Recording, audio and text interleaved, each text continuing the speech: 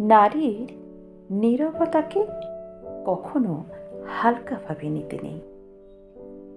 একজন নারী যখন কথা বলে তখন ভেবে নেবেন সবটাই ঠিক আছে।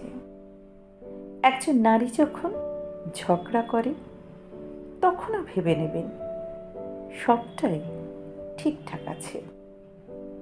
কিন্তু একজন নারী যখন চুপ হয়ে যায়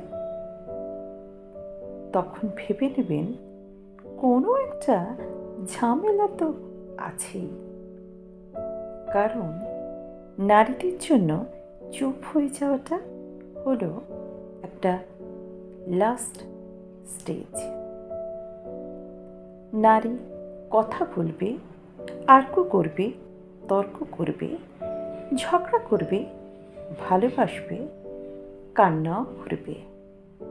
কিন্তু একটা নারী যখন বুঝতে পারে এসবই বৃথা চেষ্টা, তখন সে একদম চুপ হয়ে যায়। তখন সে নীরবতাকে অবলম্বন করে। একটা নারী কখন বাইরে থেকে একদম চুপচাপ হয়ে যায় জানেন? যখন সে ভেতর থেকে ভেঙে চুরে একেবারে তছনছ হয়ে যায়। তাই নারীদের নীরবতাকে কখনোই হালকাভাবে নেবেন না।